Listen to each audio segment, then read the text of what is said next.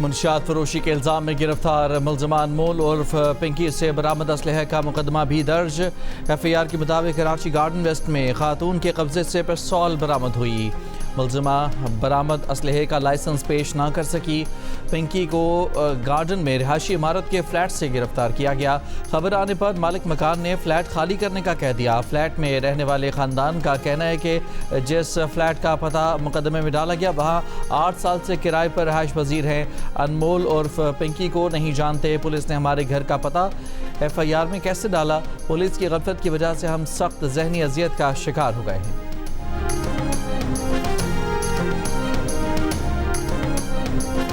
یار پنکی کمال کر دیا، پورے کراچی میں اندھیر ڈالا ہے، روک سکو تو روک لو۔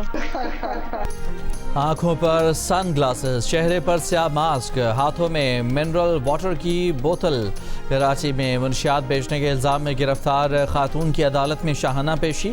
نہ گرفتاری سے پریشان، نہ سزا کا خوف، ہاتھ ہتھکڑیوں سے آزاد۔ ملزمہ انمول اور پنکی وی آئی پی پروٹوکول کے مزے لیتی رہی۔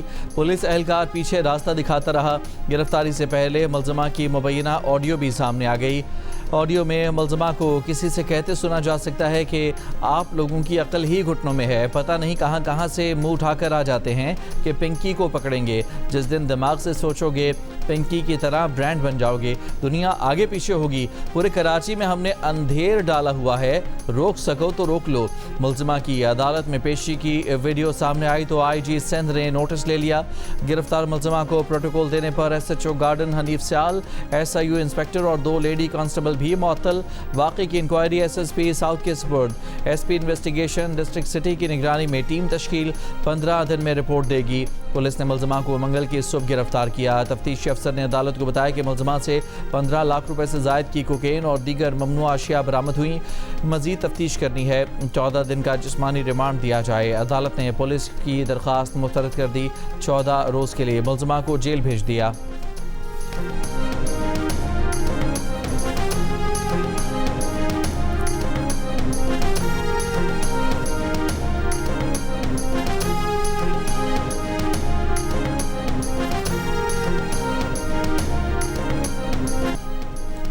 ایران یا تو درست فیصلہ کرے گا یا پھر ہم اپنا کام مکمل کر دیں گے۔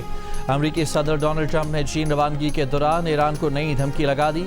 صحافیوں سے گفتگو میں کہا کہ چینی صدر سے بہت سے معاملات پر بات ہوگی، نہیں کہہ سکتا کہ ایران معاملہ اس میں شامل ہوگا۔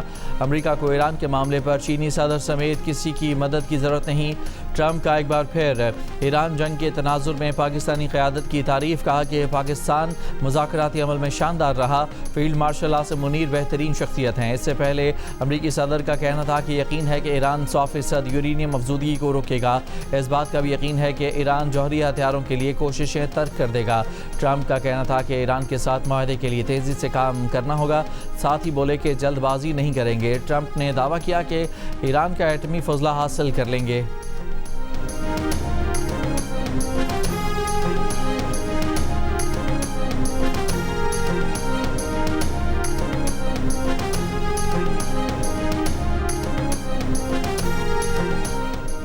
کوئی نیا حملہ ہوا، یورینیم کی افزودگی 90% تک پہنچائی جا سکتی ہے۔ ایران نے بھی امریکہ کو خبردار کر دیا۔ ماہرین کے مطابق 90% افزودگی کا مطلب ایٹم بم تیار کرنے کی صلاحیت کے قریب ہونا ہے۔ امریکہ کے ڈیموکریٹک رکن کانگریس ایڈورڈ کیس نے تسلیم کیا کہ ایران جنگ میں امریکہ کے 39 طیارے تباہ ہوئے۔ ایڈورڈ کیس نے سینٹ کمیٹی میں پینٹاگون کے سی ایف او جے ہرسٹ پر سوالات کی بھرمار کر دی۔ ایران جنگ میں امریکہ کو نقصان پر جے ہرسٹ کئی سوالوں کا گول مول جواب دیتے رہے۔ امریکی ویب سائٹ کا دعویٰ ہے کہ ایران جنگ میں تباہ طیاروں کی اصل تعداد زیادہ ہو سکتی ہے۔ رپورٹ کے مطابق بعض اثاثے ایرانی حدود میں اس لیے تباہ کیے گئے کہ کہیں ایران ان پر قبضہ نہ کر لے۔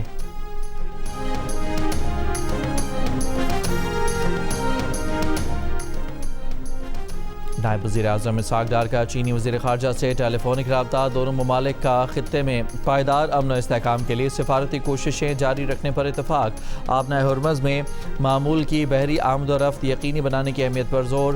ترجمان دفتر خارجہ کے مطابق ایران اور امریکہ کے درمیان روابط میں سہولت کاری کی کوششوں پر بھی گفتگو کی گئی۔ چینی وزیر خارجہ نے پاکستان کے تعمیری ثالثی کردار کو سراہا۔ اسحاق ڈار کا آسٹریا کی وزیر خارجہ سے بھی ٹیلی فونک رابطہ۔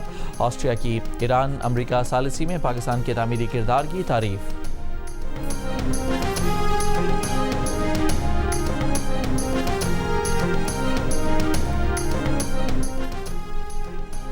ترجمان ایرانی وزارت خارجہ اسماعیل بقائی نے کہا ہے کہ ایران کی مسلح افواج کسی بھی منظرنامے کے لیے تیار ہیں۔ ایران سے دشمنی کی جرات کرنے والوں کو سخت سزا دی جائے گی۔ یہ بھی کہا کہ ایرانی وزیر خارجہ عباس عراقچی برکس سمٹ میں شرکت کے لیے بھارت جائیں گے۔ سوشل میڈیا پر بیان میں کہا کہ دنیا بربریت اور تسلط کو مسترد کرتی ہے تو ایران کے حق میں آواز بلند کرے، دنیا عملی اقدامات کرے اس سے پہلے کہ جارح قوتیں دنیا کو لاقانونیت اور محکومیت کے گڑھے میں دھکیل دیں۔ پرامن ایرانی قوم پر حملہ کرنے والے اپنے کھیل کے لیے لوگوں کو قتل کرتے ہیں، دوسری جانب وہ ایرانی ہیں جو ہر حد تک جا کر بے گناہوں کی جانوں کو بچاتے ہیں۔ یہ جنگ پیشہ ور جھوٹوں اور اپنے وطن کا دفاع کرنے والے فاخر لوگوں کے درمیان ہے۔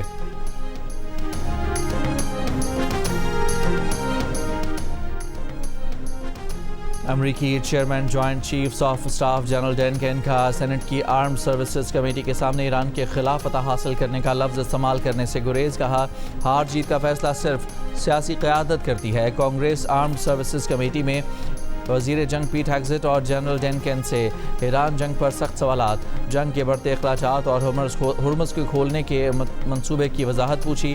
وزیر جنگ نے $1.5 ٹریلین کے دفاعی بجٹ کا دفاع کیا۔ پینٹاگون کے چیف فائنینشیل آفیسر نے بتایا کہ ایران کے خلاف کارروائی پر اب تک $29 ارب خرچ ہو چکے ہیں۔ ایران کے حملوں سے امریکی اڈوں کو پہنچنے والے نقصان کا ابھی تخمینہ نہیں لگایا گیا۔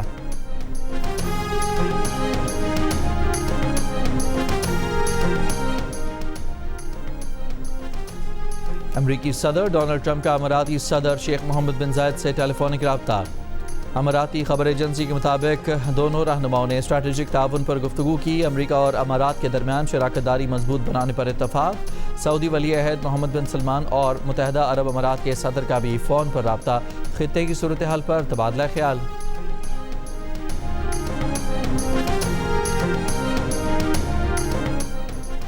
وزیر اعظم شہباز شریف اور آذربائیجان کے صدر کا ٹیلی فونک رابطہ۔ وزیر اعظم کا آئندہ ہفتے باکو میں ورلڈ اربن فورم کے کامیاب انعقاد کے لیے نیک تمناؤں کا اظہار۔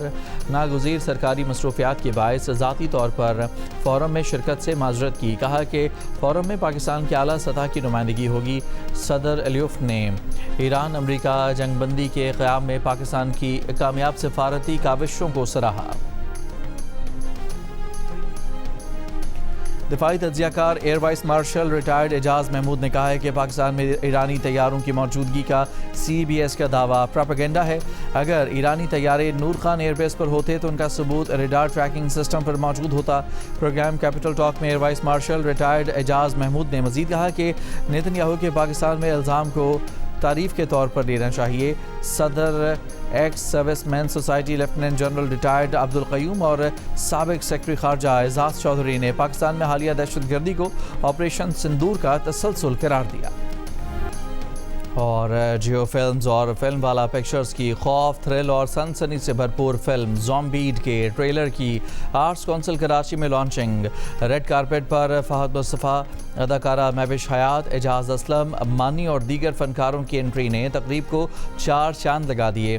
اداکاروں نے کہا کہ پاکستانی سینما کو نئی کہانیوں اور منفرد موضوعات کی ضرورت ہے اور زومبیڈ اسی کوشش کی ایک کڑی ہے۔ فلم بڑی عید پر سینما گھروں کی زینت بنے گی۔